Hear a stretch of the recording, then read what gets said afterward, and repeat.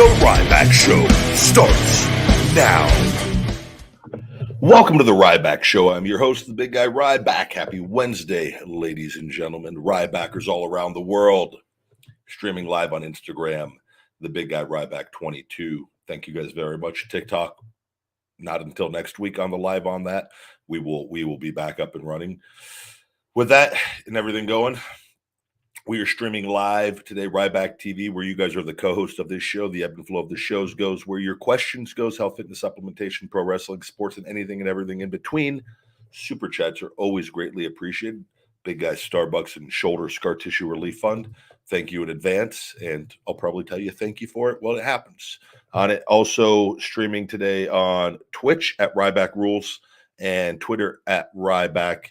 I'm not streaming on Facebook. I'm going to stop. The Facebook is connected to the IG, and obviously I'm shadow banned on IG, and like they've told me so with it. And but I don't get any views on my Facebook on the show.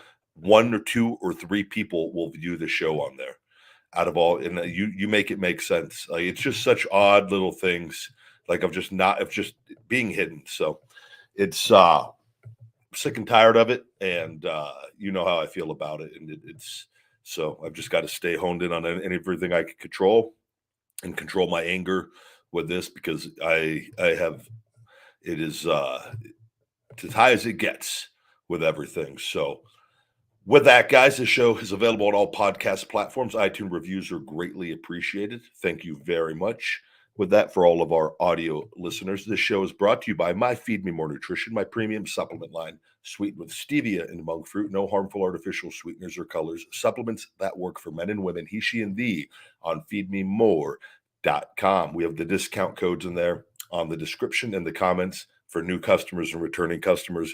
Guys, get all those codes. We've got buy one, get one free deals going on a couple products on the Finish It Branch Chain Amino Acid Electrolyte Matrix and the 2 Sweet blood sugar support, as well as a free gift is with that as well on there. So feedmemore.com for your supplement needs and all the cool Ryback and Feed Me More Hungry merch. Hello. Let's get going. What do we got going on today? Good to see you guys. Yes, I was the guy that ate the chips for the Ruffles on the meme. That is a popular meme, I suppose. Tyler, good to see you, buddy. Sweet Sugar. Big guy, what are your choices when eating at a movie theater? So I don't like to go to a movie. I very rarely go to the movies now.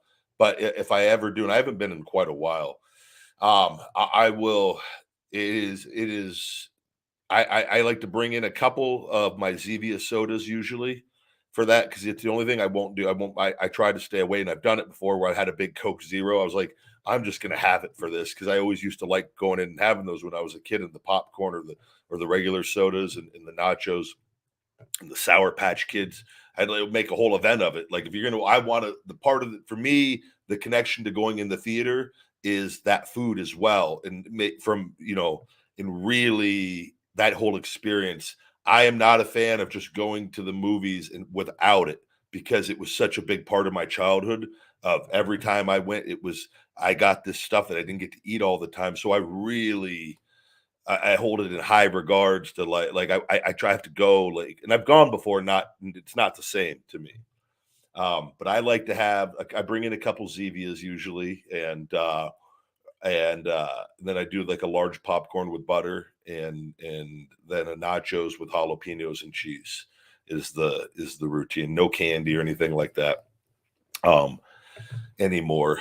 Not to say that I'm sure there's been times, but it's been so few and far between that I might have grabbed like a pack of Sour Patch Kids or Skittles or something. But yeah, that's what I would prefer. Like, so I want to go, if I go, I want to go to the movies on a day I'm having carbs, and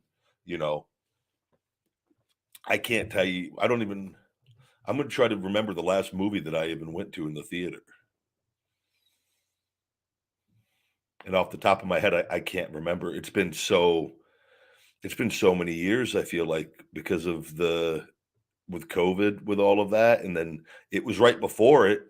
So the last movie I had to have been in 2019, which is wild to even think that was.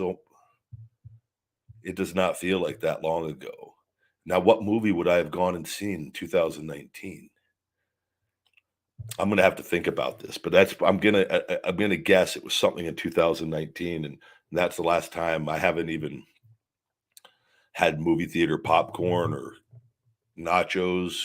God, and it's just right down the road. There's a theater, nice one, right down the road from me. I used to go to that when I was off the road in WWE on an off day. Me and girlfriend would shoot in there and go watch a movie more often. Not a lot, but quite a handful of times over the years.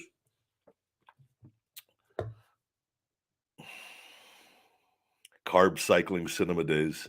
All about that carb cycling, man. It is one of the keys, and it helps you stay really consistent. And then you could really keeps your metabolism going, and you could tighten up, and you could slack up. You could ease up, slack up. You could ease up a little bit at times, depending on what you have going on. And then you don't really get that far off if you could stay pretty consistent with it.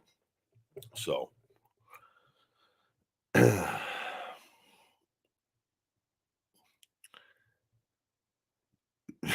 Kyle says that's worth reading out loud. The last movie I saw in theaters was Brokeback Mountain. Half off hot dogs that night. I love a good laugh. Love a good laugh. I've been going. I was up at 4 something today, and I've been doing more ultrasound work because the scar tissue on the one spot that I need to break, it is like I'm just like I could feel it, and I could feel where when I hit the spot, I could feel my shoulder move because that tissue's connected right there that needs to break free and relax. And so now I've added the ultrasound back in like every day, and which is just adding more. And I do it myself, and I have to like bend over and like be able to so I can get the ultrasound tool on the part of me that I need because I do it right before I go shower. I've got it up in my massage room to where I'm now like, okay, that's part of the schedule now. We swing off into the massage room 15, 20 minutes before the shower, next phase. But it's just like, it's so repetitive. But it's gotten me to this point, and I'm just like, not easing up now. We're going harder than ever. So, because it's like I just want that to break free, because then that will ease my mind with everything. And whereas if it doesn't break free, I'm more hesitant just because I just could feel it, and it's gonna allow me like like my back, like I don't even remember I don't even know that anything was wrong with my back most of the time. Like I forget all about it because my back is so strong and so good. And no, that's a miracle, from the way that was. So it's like it gives me the confidence. So like I know I could do this because I did it for that, and it's like and all this work has gotten so close and so far. I wouldn't get this far to not let it get, because it's if you would have told me how good it is right now, even a couple years ago, I would have been, even though that was the goal, it was just so far away from that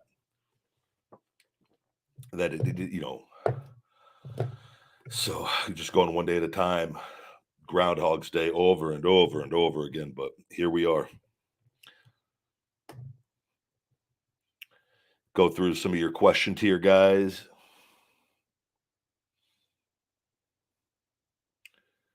Tyler says, let's eat burgers. Sweet Sugaroo's campaigning to get on a Feeding Time episode here in Vegas. Good question here. Any tips on how to increase stamina and heart strength? I've had bad addictions and I'm trying to get healthy. So the best thing to do is, and granted, you're healthy, you're strong, you don't have any underlying medical issues to where you could, do conditioning or hard conditioning or blow up conditioning, high intensity interval training, things like that, where you could really get your heart rate elevated, which is really good for you. Granted, you don't, what I mean, have an underlying heart issue or medical issue that's like, don't do that. What you need to do is, again, you need to adopt a game plan of a consistent schedule that you're going to keep up doing. That's the biggest thing. And I've seen this with people, and I have family members, and the one thing they lack, and the reason why they can't do it, they can't get into shape, and it's because they're not consistent. They can get consistent for a really short period, but they can't stay consistent. It's a trait in most successful people, if not all successful people. I would say all. It's the one thing most people lack in order to get results and to stay consistent and to not give up. It's like me speaking up about my Twitter. I'm going to get the result that I want. I'm going to get my account free. And I see people every day tell me, stop talking about this. It's never going to be fixed. They don't care about you. They don't hear you. Just stop. I don't want no, that's why you're you, and that's why I'm me. And I'm gonna do it because I don't give up. I don't stop because I know what's right and I know what I want. And that's the hunger you got to have though for what you're doing in your training, in your routine. So you need to, what is it? 3 days a week, 4 days a week, 5 days a week. You need to improve your stamina. So you need to find something you can consistently do multiple times a week, 4 or 5 times a week. If you're going to the gym, 3 at least, I would say with that. And, and whether that, I don't know where you're starting at. If really heavy, bad joints, maybe you got to do the recumbent bike or one of the bikes, or you know what I mean? Whatever it is that you could do cardio wise. And I'm a big fan of mixing it up, but you can't mix it up until you can get everything going and get to a certain point too. You go, hey, I could do 15 minutes at this intensity and I'm okay. And that, okay, awesome. We have a starting point. Now we okay, that 4 to 5 times a week to get going. And on top of, if you're doing any weight training, and I would prefer you do the cardio after. Some people like to do it before. Honestly, it's personal preference for most people on that. And it depends on the type of cardio. If you're not exhausting yourself doing like the kind of cardio I'm doing, you could probably do it up front and be just fine. You will be just fine. And that's the way. And it's even better to separate it if you can. But that's, again, doing it after, to me, is close as it gets to being perfect. And then you got to make slight adjustments along the way. And you know what? This is I kind of stagnant. My weight loss has stopped. My stamina's not gotten any better.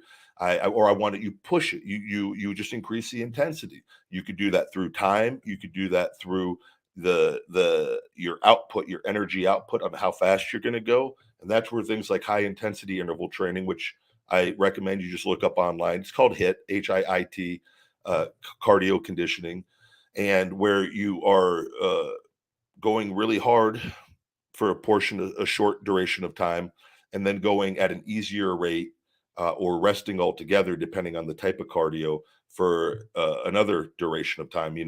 Where like on my assault bike, I go for 20 seconds as hard as I can, and then I rest for 10 seconds, and it's eight sets of that per round. And so you're just boom, boom, you're going hard, and you've got a really short recovery time. Other things you could do 30-second sprints or hard output and 30 seconds rest, or a minute rest, or like while you're going at a lower rate. Those kinds of things are very good to get your heart rate elevated, have been shown to help our increase our metabolism for a longer period of time post training with it. And it's a really, really cool thing. And I'm a big fan of mixing that with fat burning cardio, where like if I do, I'm going to do 3, 4, 5 rounds on the assault bike or the assault runner or the jump rope, but I'm also going to do, because I'm trying to I want to burn as much body fat and be in good. And then I might throw in 30 to 45 minutes on the elliptical. I'm adding in a 15, 20, 25-minute walk with my dogs during the day. And by the way, multiple other times a day, I'm doing hot tub, cold tub multiple times a week. But the sauna burns, and hot tub burns calories, but the sauna burns quite a bit of calories. And I'm in there anywhere at least 30 minutes, most of the time 40 to 60 on the days. So you look at that, like that energy output, and I can do that consistently because that's my routine. But you got to find what you can do consistently. And if you can mix in those two kind of cardio, like where you go, like I'm going to do, a couple rounds or a few rounds and get my heart rate up. And then I'm just going to do the elliptical for 30 or 40 minutes or 20 minutes, whatever it is that you can do consistently, and then add upon that over time or adjust it to get you to where you need to get. My suggestion on that. But It's just get a starting point, and every 2, 3 weeks, make adjustments or make adjustments every workout. I do that a lot. Now, if I'm feeling really good, I'm like, I'm feeling really good. I want to take advantage of this. I want to try to set a PR today. I do that often when I really am feeling. I go, man, I'm really happy with where my conditioning's at this stage. I was going to just do 10 rounds, but you know what? I think I'm just going to try to get 15 to see if I can, and I've done it with that because and I felt really good. And there's other days where I was doing 8 rounds and I'm dead tired and I don't feel like I just don't, and I'm fine, but I don't feel as whatever late into the later rounds. And I just finished my rounds out to what I had my set point at on it. So, but I consistently do it. And that's the name of the game.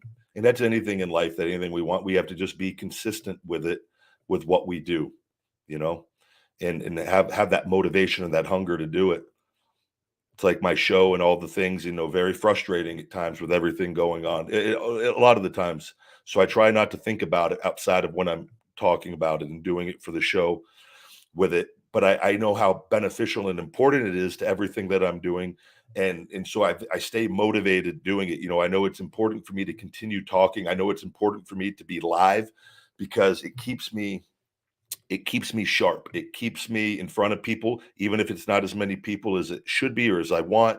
It doesn't matter. It's still in front of people. And it still is helping me working towards other things, even though certain things on it are frustrating with it. But that keeps my motivation so that the other things, like I don't get angry and let that stop me. And I stay consistent, right, with it.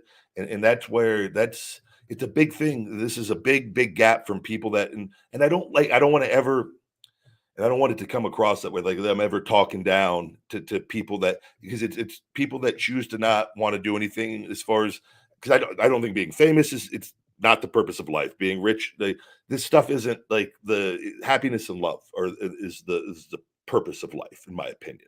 With that, in peace as much as possible, and joy, right, and just so, but people that lack the ability, or for whatever reasons have not had the success, or gotten the things that they've wanted in life, more often than not, it can typically be tied to it's a mindset and consistency thing with it. And that's where I try to talk about being hungry, and it's that consistency. A lot of people see I do a lot of the same things, right? If you see, and it's because those things have worked and gotten me to a certain point and gotten better, right? And so I stay consistent with doing it with it. So if you have any other questions, though, certain things as far as that, and let me know. 'Cause that was a very broad just answer on my part, but based off what I saw.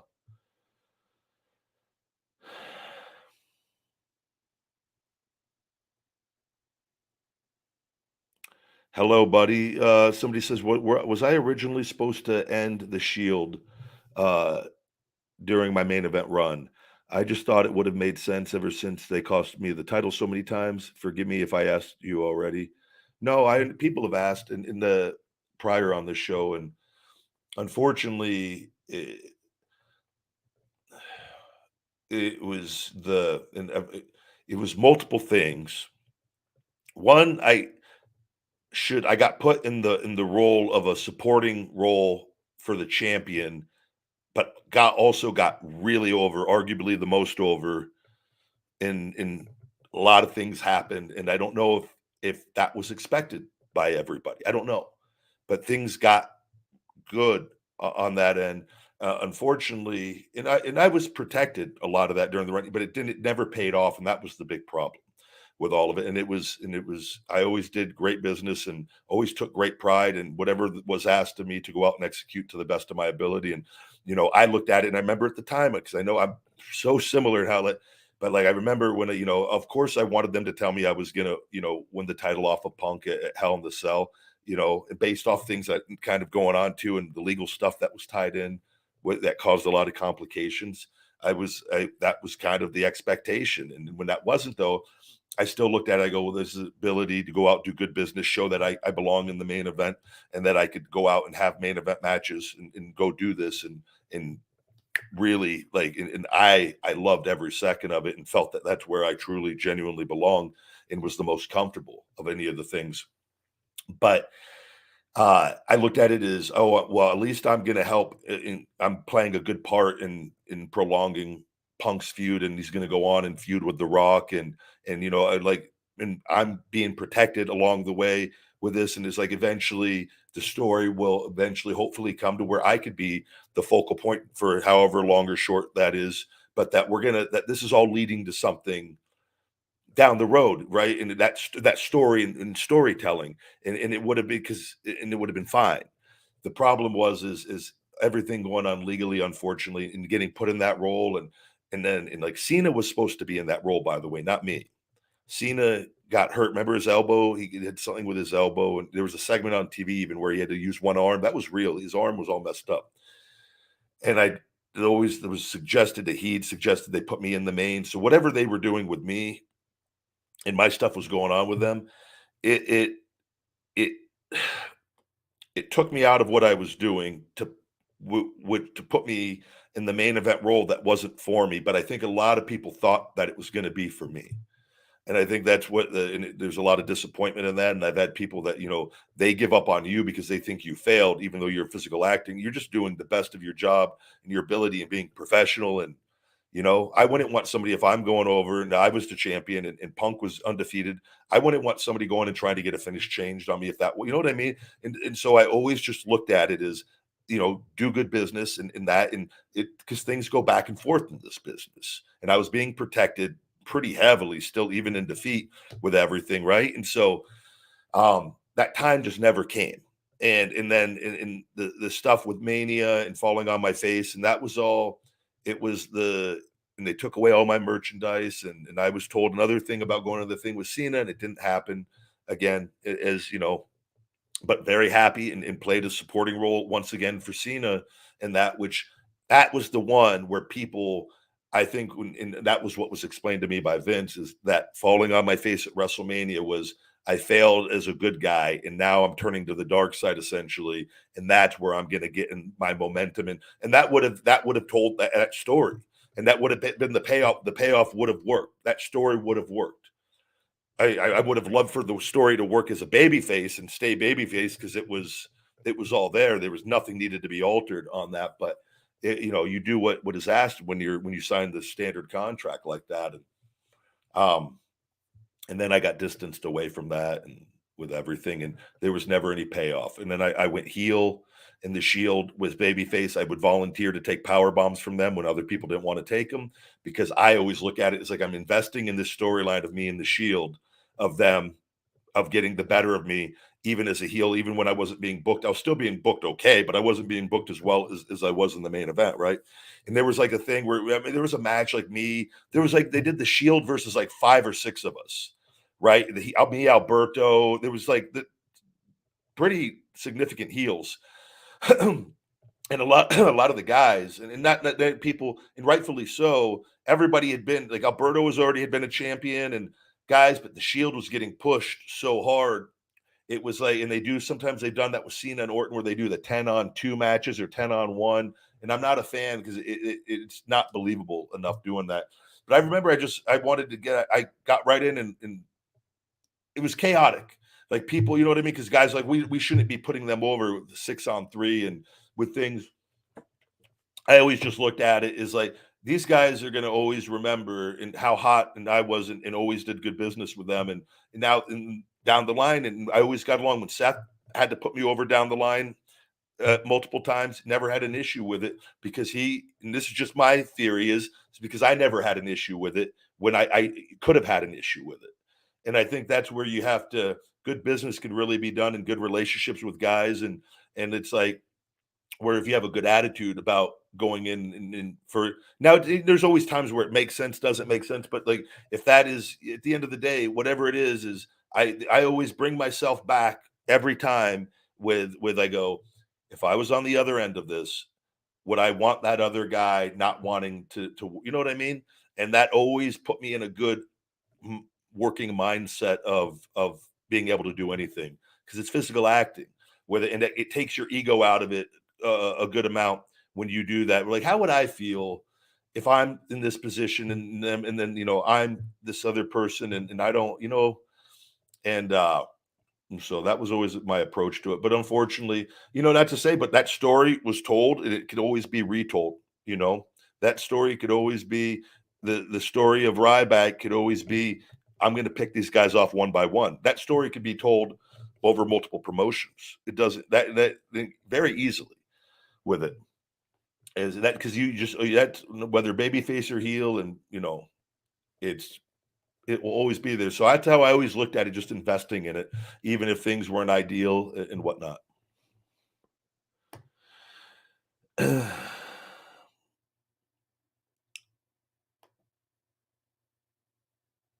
Good to see all of you. Super chat, Wayne Garland, thank you very much.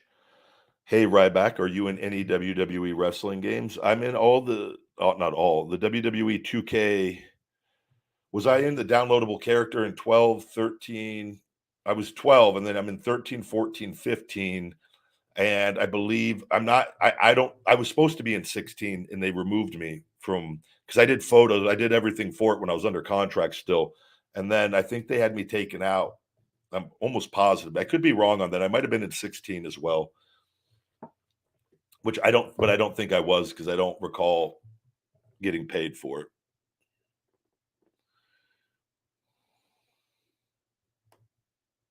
But I know that the people, I was informed the other day on the show, was it yesterday probably, that they're using, or the other day, the day before, the WWE 2K games have me all my moves and or mannerisms and things under the big guy, which is not good for it's bad for them with that, because that is something that could be legally pursued at any time with doing that, because they have not paid me for anything. And since I left and my contract expired. I did see too. Hold on, let me get another super chat here. Ryan Williams, thank you very much. I can go from 14% to 11% body fat.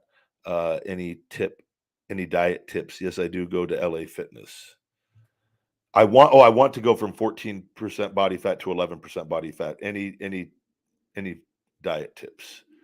Well, what you need to do is what I suggest, Ryan, is if you go to feedmemore.com and click on the homepage, scroll down the BMR calculator, or you could just look up BMR calculator, but we've got a good one on the feedmemore.com website. It's free.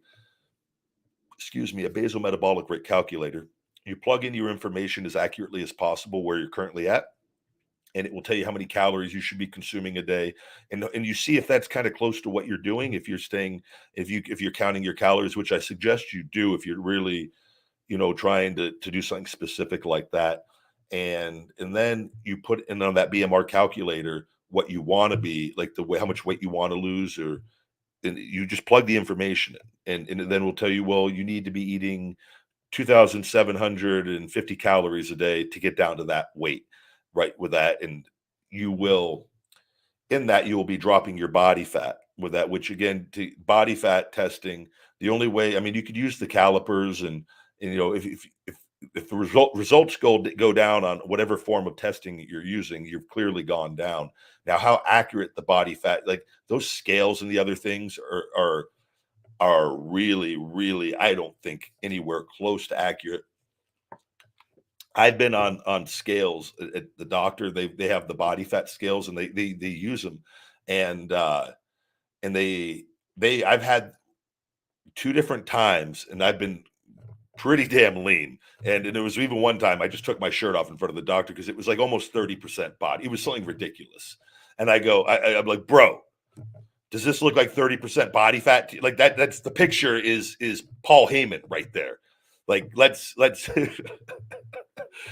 come on with that. So but the underwater body testing is for the body fat is what I've always known. I don't know if there's anything more accurate than that now. That was many years ago with things. So, but if you get your weight down through cutting your calories or increasing your energy output, your caloric output, and you will drop the weight, and the body fat percentage will come down But the only way to know that, though, is to test it, like I said.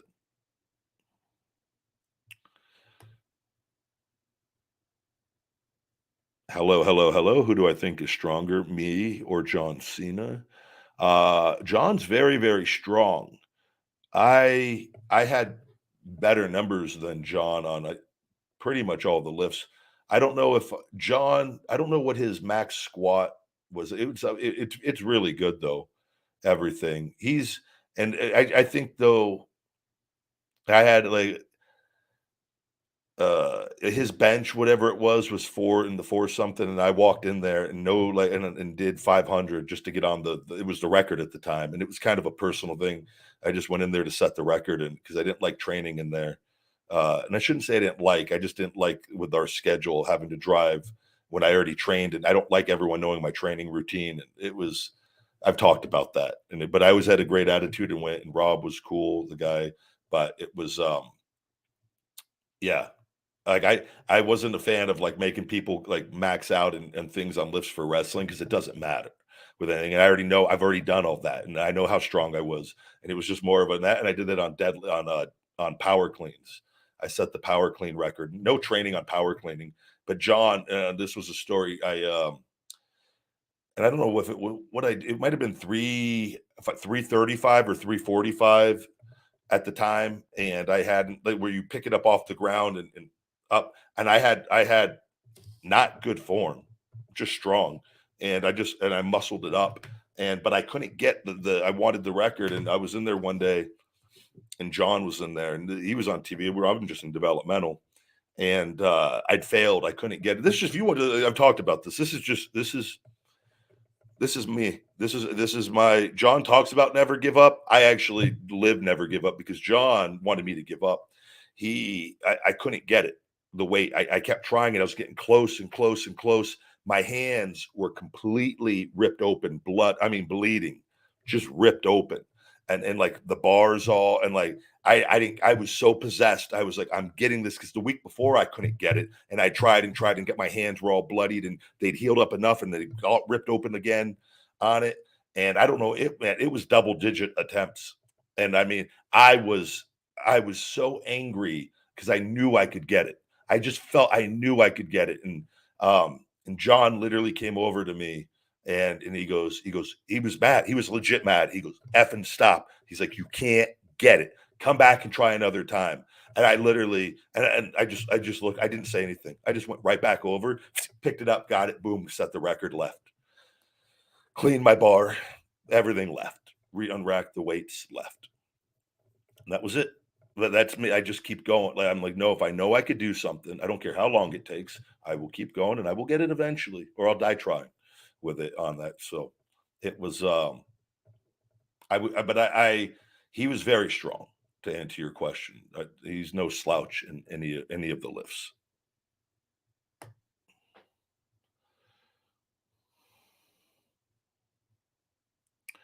Super chat.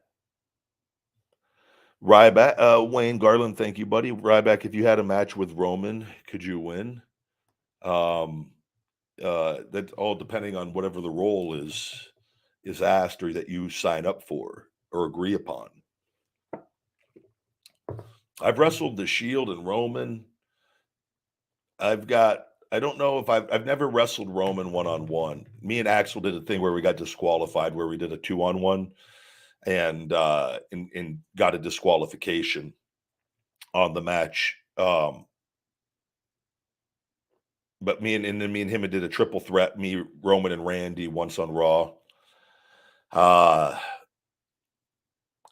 then a lot of top matches with the Shield. I mean, more with that and a lot of DQ wins and pinfall wins, but not a lot. I don't know on which I had to have because the Shield guys would take turns, but Roman was more protected than that at times on taking finishes. I know there's been pinfalls like on live events, but that don't. This is it. It's what is worked out with that.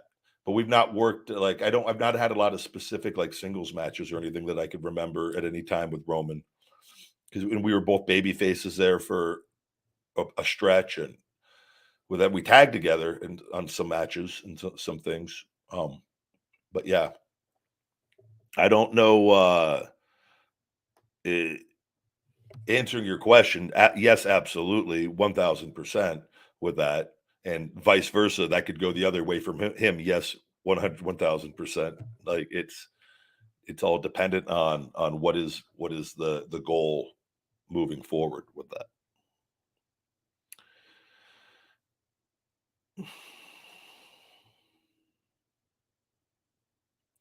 I do not run 25 miles per hour. I can't tell you, I don't, so I've always been really fast. And when I was younger, I won like, I won long distance contests in school a lot and sprints. Like, and I was a halfback in high school at a predominantly black high school on an undefeated football team. And then went up and then I moved to fullback. And there was a couple running backs much smaller, and there were 2, 3 that were a bit faster than me, but I was significantly larger with that and I could go and like middle linebacker was the kicker. I did everything with that. But I'm much larger than I was in high school in those things. And with wrestling, you don't run a lot. And after my ankle injury, I could still move in shoes pretty normal, even though I could tell my gait is probably different on my walking trajectory on my left ankle, my foot, because of the nerve not going into the big toe correctly, healing, which who knows if it ever will at this stage. I'm optimistic, but it might take a little work. Uh, on my assault runner, the fastest I've gone up to on that is 18 miles per hour, and I'm not running my fastest. I have been hesitant because I work my way up, and I typically stay in that 16, 17 mile per hour range when I really am pushing myself on my harder rounds with it for short durations of time. Um, I think if I were to truly exert myself, in which I don't even I don't think I would ever even do at this stage. I don't need to, but I think I could hit 20 again? I think so, because I've been pretty close, and I know I have more in me, but it might be only 19 something. I don't know, but I can move. I can move. But it's more of the like hamstrings, and I don't have hamstring stuff or anything, but like you hear like people, if you don't, I run more and more now, so I'm much more confident running on that. But I'm a very large man still, and I don't need to be doing that all the time because I'm not getting paid to do that. And in a wrestling ring, you're just running in short little burst and in steps. That's all I like, and it's that's not at full speed. There might be little short little bursts where you're moving into the ropes to aggressively to increase the intensity of the movement at certain things, but you're not like running a 40-yard sprint ever, you know what I mean? Or anything. So I don't need to be the speed that I'm going to that is already faster than I'm even going in the ring. So that's kind of my philosophy on that and just staying healthy and strong.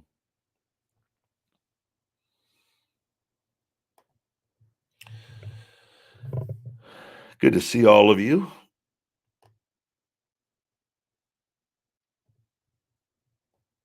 Bobby Reynolds, thank you for the super chat. What type of wrestling would win? The one you see in high school or the one you see in WWE?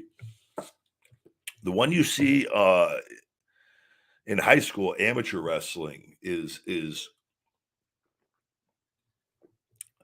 that would win. As far as if you're in an actual wrestling match, the people doing the amateur wrestling, that training and is in that style. Now you could take some of that for pro wrestling, but the calisthenics in pro wrestling, that and it's dependent on the talent and how good their conditioning level is. But amateur wrestlers train for elite conditioning. Like to do that, you have to have so the people that are doing it and training it and routinely have sky high conditioning with that. But also I've seen people come in with sky high conditioning in other fields and get into a wrestling ring and not been able because they don't understand the steps and the movements and they get blown up really quick with that. But it's dependent on the person and who you're at, and but amateur wrestlers or people, if you're taking, you know, amateur wrestlers and putting them in an amateur wrestling match against pro wrestlers, they're gonna win as far an amateur wrestling match at some point, just because if everything else is equal.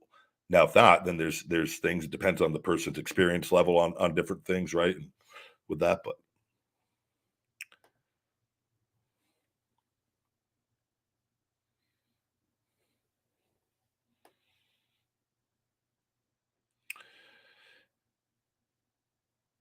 Yeah, amateur wrestling. That's why you see the MMA, the UFC, the Bellator, the guys that have solid wrestling in then all things else are equal, or if they're all things are equal, and one guy's a striker and another has superior wrestling, and the other one doesn't have good wrestling takedown defense, at least they can find themselves in for a long night with that. But also you've seen it too, where amateur wrestlers and they can't strike or they don't have good strike defense, and a guy can't wrestle but he can strike and he can catch him and knock him out really quickly.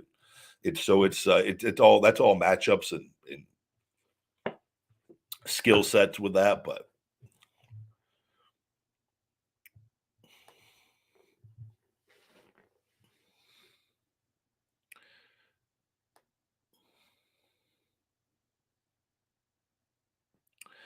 not sure if you've been asked this. I did, yeah, but did I see John Morrison's boxing match? And my thoughts. And also, would you ever consider doing a boxing match of some sorts?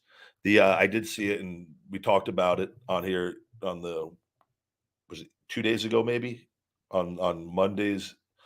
Was it Monday's Ryback show? Possibly, I think it was.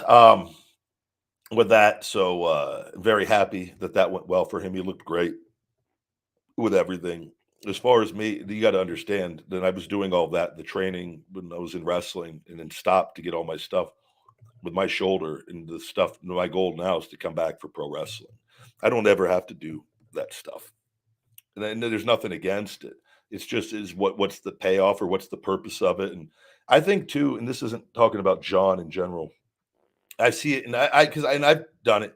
I think there's a thing with pro wrestlers too. They want it is because it is so tough and it's very physically demanding. Most people can't do it, but sometimes I think with talent and the men in it, and even the women, that like with people that say it's fake in the sense of like, oh, they're not tough or this and that. I think that sometimes wrestlers can get motivated to where they want to have a certain level of, and they train other things, and I did it and I liked being well rounded. I like pushing myself in the conditioning, but where like almost like sometimes could be even trying to prove it to themselves that like I am tough. I could go do something else if I wanted. I don't. I now I'm like just look. I go it's physical acting. It's physical acting. It's all that it is with it. And I think if you can get comfortable with that, and then your ego kind of goes out the window, and you're not so worried about having to always try to be a tough guy all the time, or like it's just no way to live it. I've seen people that too, and they train all the time, and they're the most insecure people.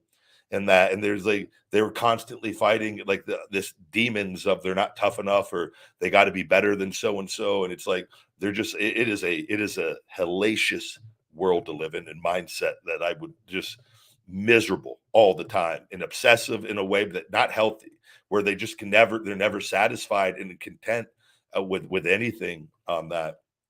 And it's just, but I sometimes think that you can get caught up in not even just wrestlers, just athletes in general with that, where like they think they got to go prove that they're tough and something else, and it's I don't know. It's one thing if you're going to do it and you're going to do it, and you're going to do it over and over and over again, and it's going to become a part of your life. And in my opinion, at least now somebody might want to just go do it once to test themselves to see if they could do it. Like I'm all for if anyone wants to, you know, but like I'm pretty set on what I've got going on and what I want to do. It's like the people that ask, "Why don't you go do acting? Do you want me to stop what I'm doing?" I built everything to this point to get to go back to wrestling. That was always the goal with it. So, it just depends on what the individual wants. But I feel like sometimes just with wrestlers, and we could try to like we want people to understand how tough we are, and so we do other things that sometimes might not be in our best interest. I don't know.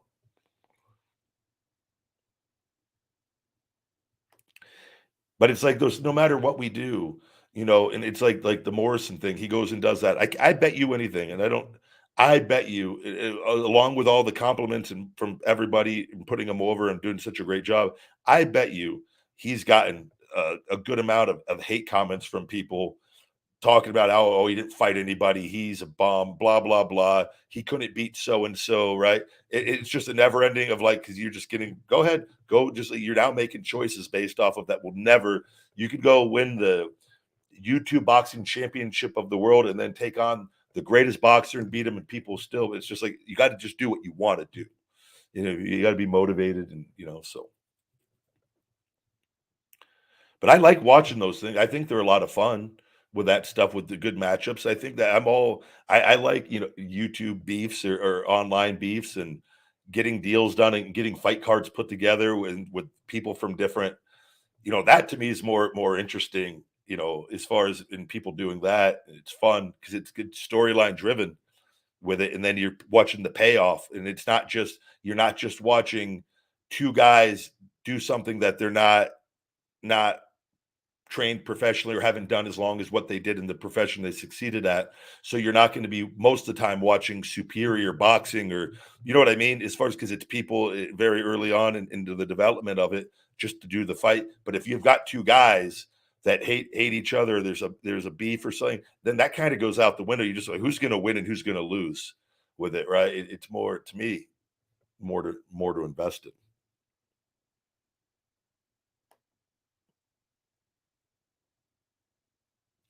Let me get up to your super chats, guys. Yeah, we'll have to see what happens with Cody and Brock. We'll have to see. I don't know if we'll have to see the Cody Brock, how long that's going to go, and if Cody is going to be revisited with Roman at SummerSlam. We'll have to see if that's the direction, or if Cody loses in the match and then he gets further away from the title. That's going to be. We're going to see what direction things are going to go.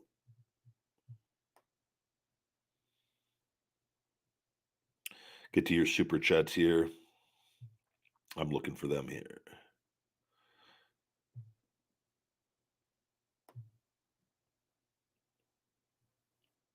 I think, is that one there? Nope. Wayne Garland, I missed another one. Ryback, would you consider wrestling in AEW? We've talked about that over and over. Once I get that Ryback trademark, and when I'm in possession of that, we will go from there with everything.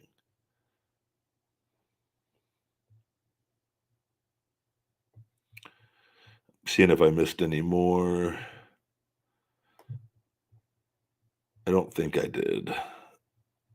Nope. Looks like we're all caught up. Nemesis, thank you for the super chat. Have I ever been in love with a woman? Yes. Multiple times.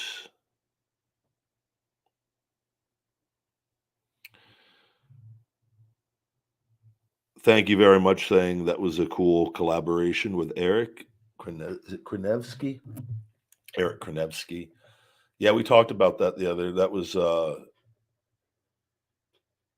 fun, just at WrestleCon with it. I talked about that the other day on here with people. I do think that people because you can upset a lot of people. I don't get I see the guy with the camera, and he was mild mannered with everything. He wasn't but it depends. You get people that you never know what somebody's intentions. A lot of the people, though, they come up and they're using you for their own content at your expense. And so you have to, I always look at it as, you could do, if and he wasn't, so for me, I could talk to him normal because he wasn't doing anything. He was playing a guy I don't even know who, you know what I mean? Like, he was playing a part of a character that I had no idea, that I just thought the guy was who he was. And with that, but you could get people that will try to instigate or say things to you to try to get you to become confrontational, and then they're getting the footage of all of it, and they're gonna, so it's like you're always you just, I'm as that, and I don't know what direction with those kind of people. I just know they have a guy recording and talking, so I'm in the mode of knowing I'm not going to give them anything anyways to help their content if they were going a direction of of asking things that were to try to get me to fire off, or you know what I mean, or saying things that weren't true. It would just simply be tell the, hey, can you go get a security guard and get rid of them? And I would just stand there and literally not say another word and just stare at them until they left. and let them that they could, do it. But the moment you start like acting and reacting or like go after them or like, you know what I mean? They're getting all that footage and they're going to use it. And then people are going to, you just got to like take it away and keep your cool. And they come off as the dumbasses and the instigators, and people will see that most of the time with it. And two, if you get scared to get them kicked out, then they're done, ruin the rest of their day, not him. He wasn't doing that. But I do think it would be good if they just asked people prior, hey, do you mind if I record a thing for my YouTube? Most people, and you say I've got a pretty decent following, and I just kind of joke questions or I play a character, and all you have to do is just go along with whatever you want. And like, I just think that it's always good to get people's consent before you start recording them. Especially people that are famous and have followings, and you're just using them. It's a problem a lot of creators have. They think, I don't know if they think that people just because it doesn't matter if you have a video camera, you have no right. Nobody owes you anything to go make content off of them, or anything. So, but that was an innocent one. It was fun.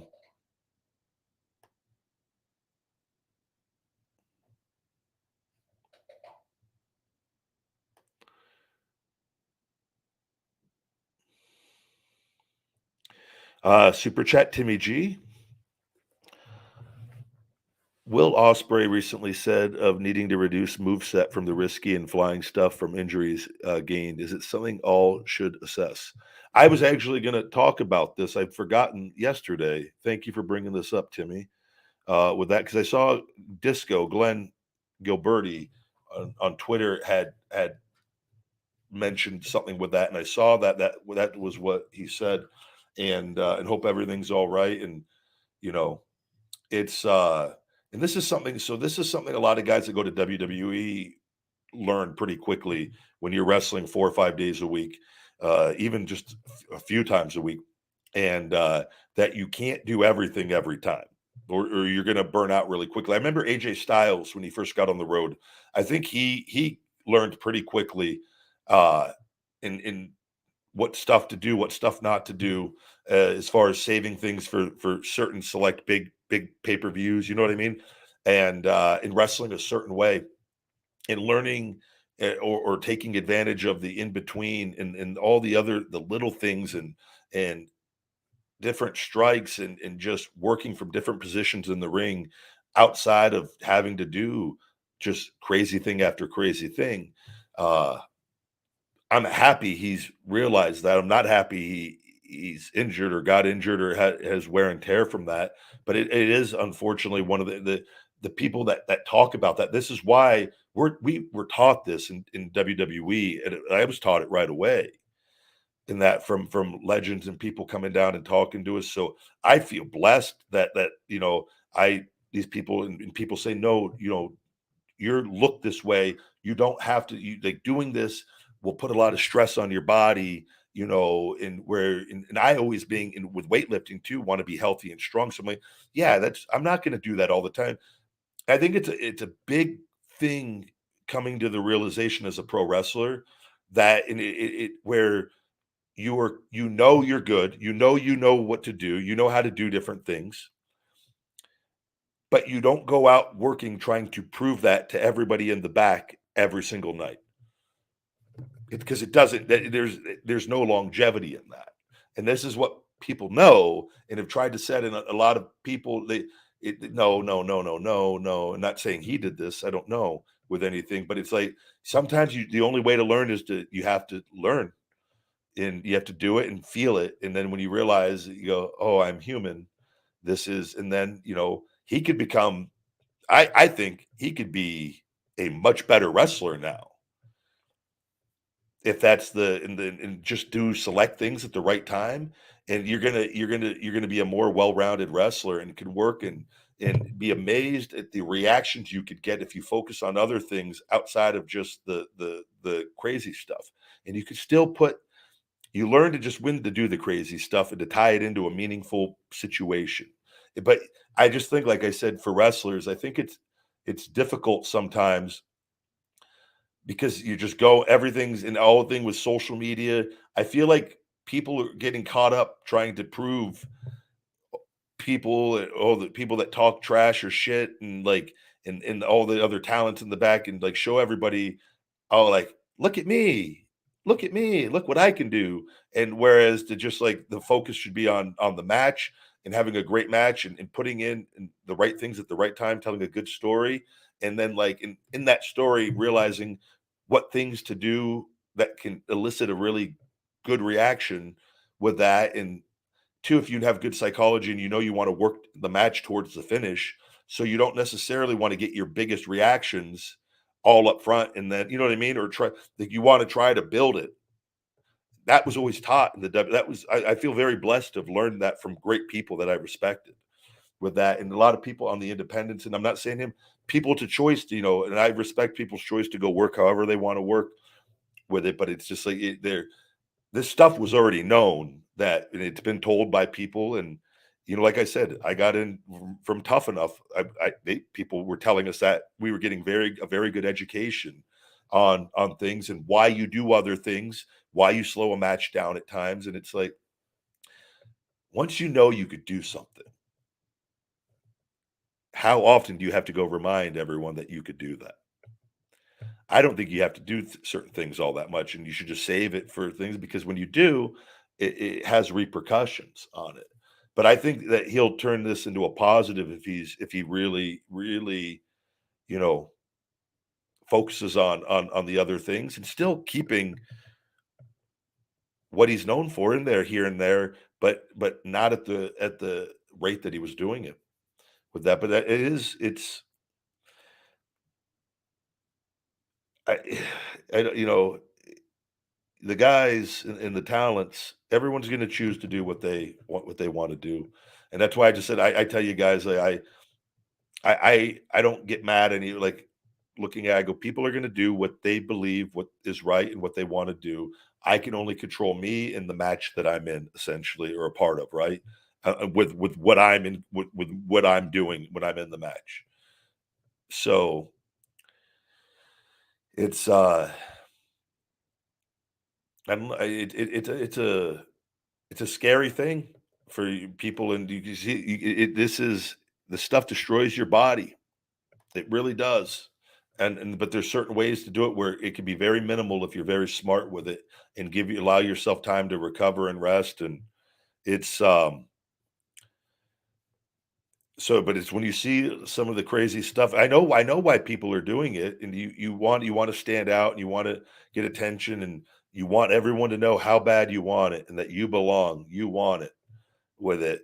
But it's like the quicker you can get over that and the the quicker you'll have a longer career and make more money ultimately and still and be great. It's not lazy. It's not you're working harder even. It's because you have to use your brain more on things and find ways to do things and tell stories in the ring through things and rather than just spot spot spot spot spot spot spot spot spot spot spot. Now that's a skill to learn that, to do that, but the other stuff it takes a lot of work and mentally on when and where and why to do things, and then you could put in to work to that spot, and people will remember that one spot even better than the 20 if you do it right.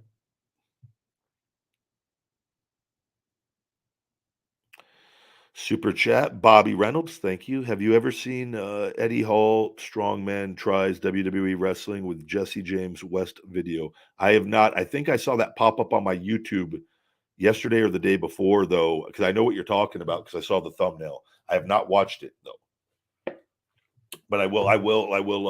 I'll click on it after I'm done with the show today and catch a few minutes of it.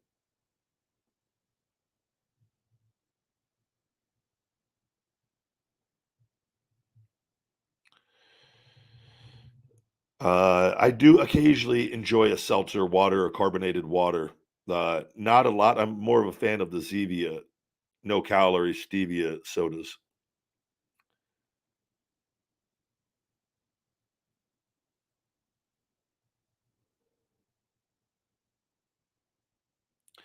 Yeah, the Dante Martin injury was hard to watch. Someone says they say completely unnecessary spot, and now the kid is out of action for a while.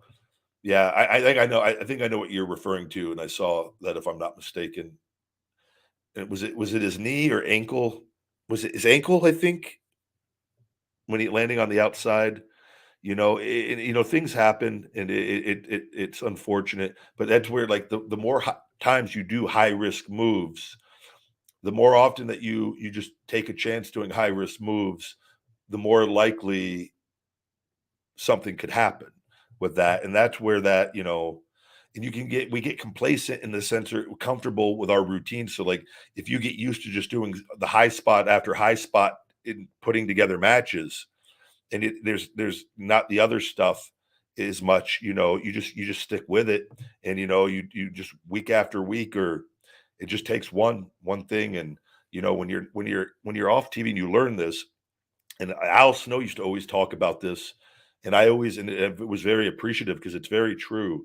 Is it is very hard to get a good spot on television, and I was always grateful. I had always had a good spot at the least on television for the most part, consistently with that, and it's nothing to take for granted. But if you're getting hurt and they're not able to rely on you,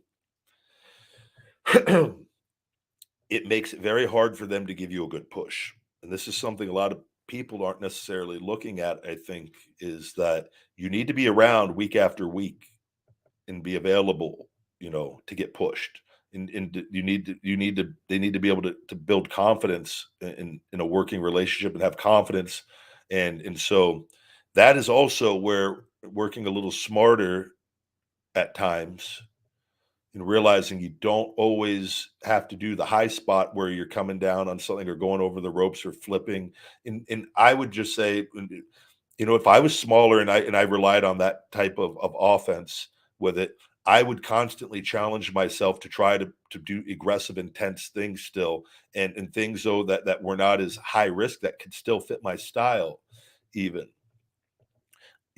So it's it's a really tough thing in that, but it's and I feel for the people, like, and it's very difficult to get on TV. It's very difficult to get over either direction, and it's difficult to get a spot, consistent spot on TV. And there's only so many spots and different things, and and two, you want to be able to. You want to feel good, man, too, and I know that from experience. There's nothing worse than not feeling good and just having to do everything, and it takes the fun out of it. And like I am so looking forward to wrestling and enjoying going out and telling a story, and not have the focus be on how hurt I am with everything with it. So uh that's just my opinion on it. And we hear it from the quote unquote old timers and things, but it's told for a reason. It's not, and it's I've been around the people that there's been people all throughout wrestling 50 years ago that were capable of doing everything that everyone is doing now, or that some of the people are doing now. It's just that they were taught, and there was things like you don't need to do that all the time with it. And it's like, and I think sometimes people that think that like people are trying to get them, or like think like they just don't want me to get over it. And not to say that that can't be why some people might do it, but most of the time it's typically not. It's so that you could stay healthy and make money, and get hopefully a push and make more money. Now, if that's not your focus, in the sense you're like, hey, I don't care if I have a 2-year career or 5-year career, I'm going hard and I'm done. Then it's like it's known, and that's what and then whatever happens is was expected, right? And that might be some people's mindset. It really, and if it is, there's nothing wrong if that's how they. Like I said, that doesn't affect me. It doesn't hurt me. It doesn't hurt anybody else other than themselves or their family, right? So, but it that's at least what I think.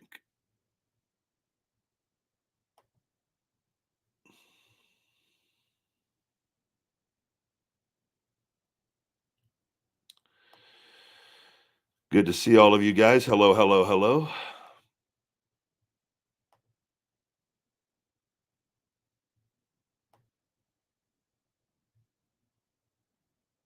Take a look at your questions here.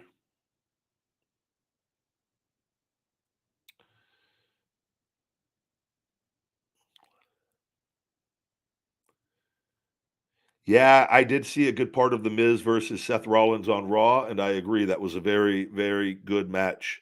I was very happy to see The Miz be able to go out there, and I think that was a really important match for Miz's character to have with Seth, even though it was on the losing end. He had a very competitive match because he sometimes, he's always been very good at getting himself back on track if he starts getting distanced away. And you know what I mean? Like, and he's being used in the host of WrestleMania, but Shane got hurt and Shane was going to go over on him by all accounts, and like Snoop having to come in, and I don't think that hurts him at all. It doesn't hurt him at all. And everyone, I think it made the segment even came off even better. However, professional everything was, and Snoop is so over that it doesn't. But I think that was a reminder that Miz is a credible former champion, which is why I think they reminded that on commentary, and it's to get Miz in a believable role of this guy can. He's a former WWE champion, and he could win at any point in time if things get on track. And so that was a good way to get him in a match. Oh, man, he just went toe to toe with Seth, and now he's at a certain point now, and he can hopefully and get him going with the next thing with that, whatever that is. But he can, and I can tell you, he can lose all the time. He doesn't need to win, but just have his moments and be booked in competitive matches, and then he's always going to be fine with all of that. Which, and I did see. Speaking of that, I saw there was a thing with Cody Rhodes and was interested in the Johnny Cage for Mortal Kombat. I always used to say even back really when we were really young with Miz, I just always said, "You're Johnny Cage. You're Johnny Cage." He just always reminded me. The moment I met him, he reminded me of Johnny Cage with it. And but unfortunately, in movies and things, that doesn't always. The people that are producing those movies they don't know the history of that guy to where they know or that other people know that were around him or what his character. But to me, I would love for Miz to get that role because I just think he would. I really think he's gotten inspiration from that Johnny Cage Mortal Kombat and made it his own. And that's why his character's so great, and he doesn't need to win all the time. He's so focused on the being that Hollywood just A-lister. You know what I mean? Just the trendsetter, the ahead of everything on the fashion, and just where if he was just a little more hungry and locked in on the competition, he could be even better. But it's a great character, man. I'm a big fan of it.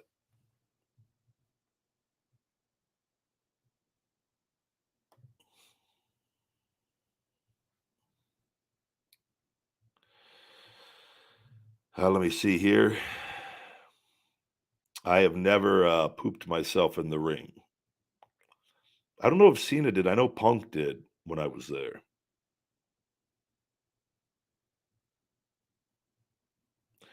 It'd be a horrible thing to happen. That I would it would I don't know how that would it would be.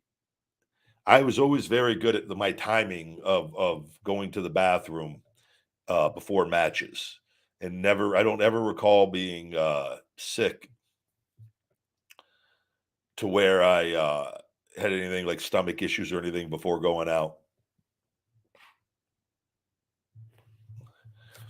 Man, I think if I just putting me on the spot though, like as far as like if I was in the ring and I'm in my singlet, it would be easier if I was in the trunks. But if I was like in the singlet and we're in the ring and I thought like it was bad and I knew like I was like it's inevitable and we have the whole match to go.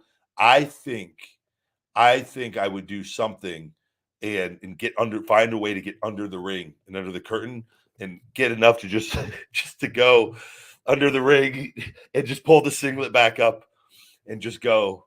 And then people around ringside start wondering what the hell happened, but the smell during the match starts making its way into the crowd. It would put me in tears. But nobody know it like what's that smell? I don't know how. I don't know, man. Can you imagine though? Just shit yourself. Just shit stains all on just coming through your gear, leaking out, getting all over your opponent. But you're not like, I'm telling you, I broke my ankle and kept wrestling and broke my leg to my knee. I think if I just shit myself, I would just go into even a bigger zone and just finish out. I would ride it out and just go with this shit going everywhere. I'd be like, let's just make it a match. And the other guy would probably try to get out of it. Then I'd probably like, man, we just got shit all over the place. Let's just shit's hit the fan. Let's just go all the way. This match will go down in history as the greatest match of all time. Let's just turn a negative into a positive. I'm sorry, I don't like it either, but it's for history, man.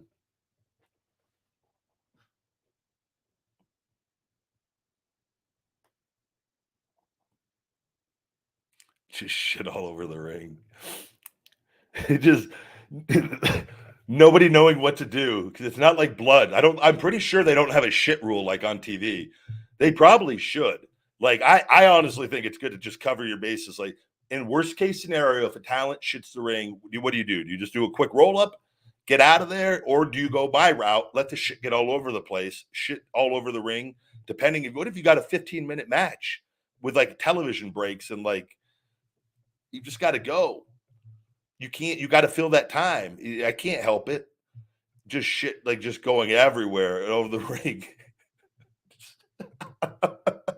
I would change the match to the if I was losing, the finish would be, or if I was winning, I would just make my finish the Yokozuna Banzai Splash, and I would tell that story that I'm going for it, the shit splash throughout the match. That's the best thing you could do if something like that happens, is make the match about that, but still fit your times and get the guy in the buckle and go to do a running and go to sit in the corner on him, but he misses and shit hits the turnbuckles and like people hits little Melissa, a little piece of shit flies out and hit little Melissa. Like people are like, what's going on? But you're a professional. You keep going. You don't stop. You don't stop. Hashtag hungry.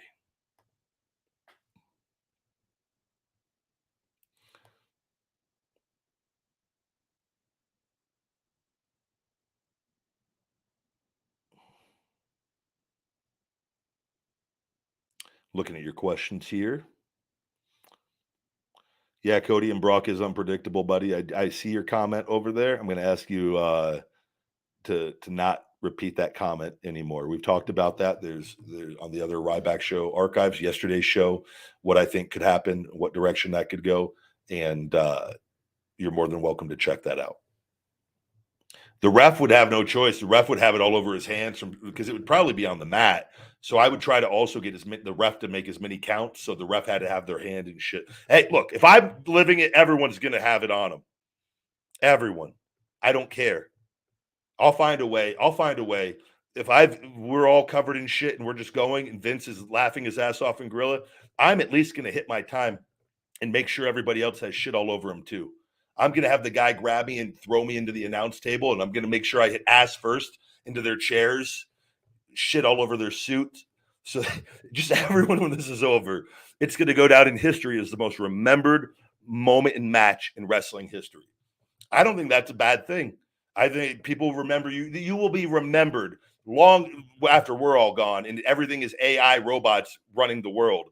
But you will be remembered and you will be in some hall of fame for something for the human that shit in the ring and got shit all over the place, but still continued on. You will be inspiration for future robot generations on what the definition of being hashtag hungry and perseverance of going on no matter what. Take negatives and turn them into positives, baby.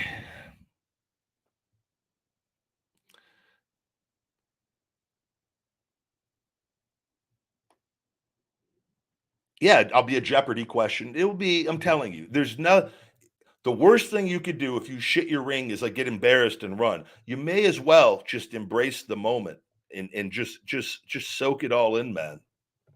What else people have already seen it. It's already happened. So now really give them something to remember. You're going to be on all the shows.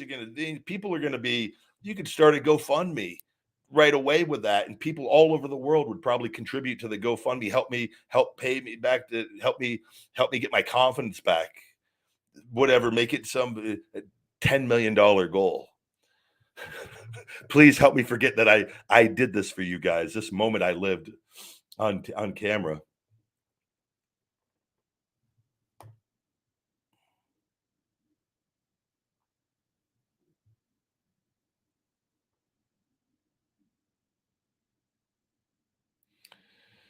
Let's see here.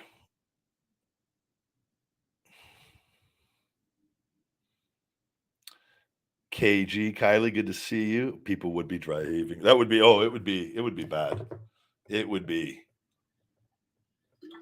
I just don't think, I think they just say once it happens, it happens. You got to just, I would use it as an opportunity to see if I could just keep going and stay focused with it.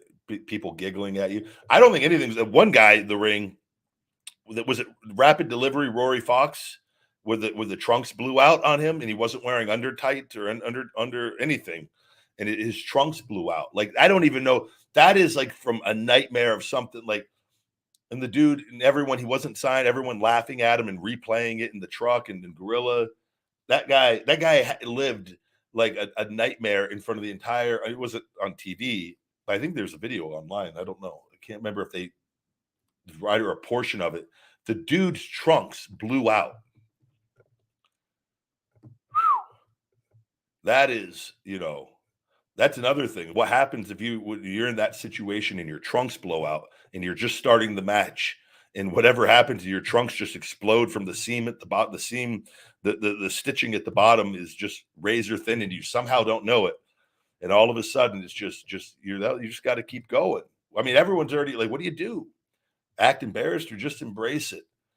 You got to build the match around it now. And then there's a whole other issue. They're going to tell you to take that one home. They can't have you out there naked on that wrestling and running spots naked. But I think that makes all of the wrestling spots a million times funnier if it was. And then you realize, you go, man, this is pretty ridiculous if guys did this naked.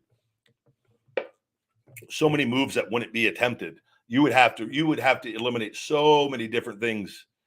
You imagine that if that Rory Fox was in the ring with Undertaker. Just imagine.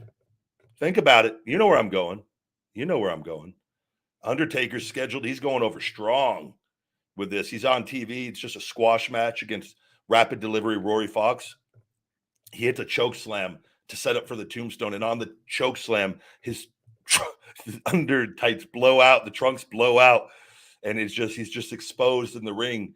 But Taker doesn't see it. Taker's in the ring and he's doing the Death Valley, the slice of the neck. This is it, tombstone time. And he goes to pick him up and the trunks are blown out to pick him up for the tombstone.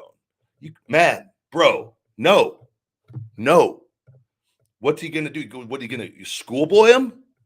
Can't roll him up that way. What are you doing? It's a tough.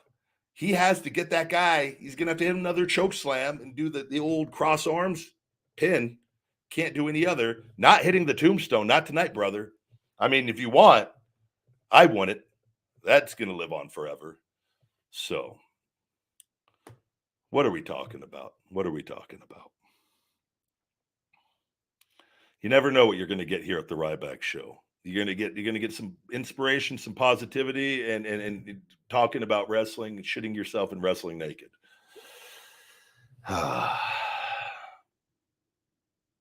Good to see all of you. Welcome to the Ryback Show. Welcome from India. I've been there multiple times. And, hopefully I wrestle there someday again. I'm a big fan. Yeah, wrestlers just screaming. When Nia Jax said my hole, that was the most remembered thing from that show. I think it's always an opportunity to get over on social media if you do it but make it make sense. Like that made sense for what she did. It was perfect. I love stuff like that, or saying things and like you've got a guy. I know I posted the thing with Roman had Edge in a hold, and he's like, my arms are extra big today or something. It's funny, but you're in the moment shit talking or doing something like as your character or it's I love stuff like that. Sound bites. Those are the things that go viral and can get you more over, and just doing it organically and naturally.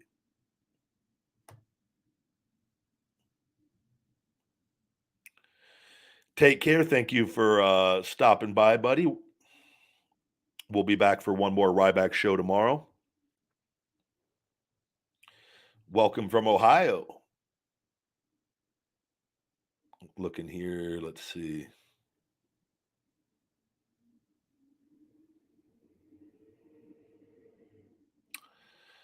Hello, hello. Welcome. Yeah, I don't know what the situation is with Bray Wyatt right now. I'm very interested to see what happens, and I hope for nothing but the best, and that I hope he's able to come back, uh, and him and Bo and are able to continue on. And I don't know what's going on. I wish I did. Not to talk about it or anything. He's a really good dude. Always was really good with me, and he's been through a lot, as we all have in our own ways. But he's been through a lot with things, and it's not an easy life. I can't stress that enough to you guys, the men and women that do this, and two, the way people talk, and you got to be really secure and comfortable, and but that's why it's just good to stay off social media as much as possible. That like, but like you having a bad day or something, someone dies, and like I have people, you read the worst comments. You got to be really careful with things, but you going through something and you got people that don't care and just saying whatever. It's like and over stuff that is completely meaningless in your life in the grand scheme of things. And you know, it's a tough life, man. It's a tough life.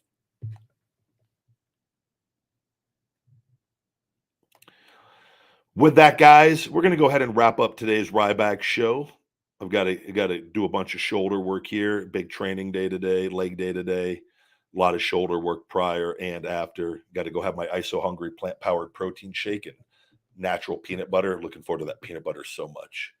And get going with everything. We'll be back tomorrow for another Ryback show, and I'll also Friday a new feeding time video with that. Be taking the weekend off, and we'll be back again the following week on Monday, kicking off the Ryback show once again. Thank you guys as always for all the love and support.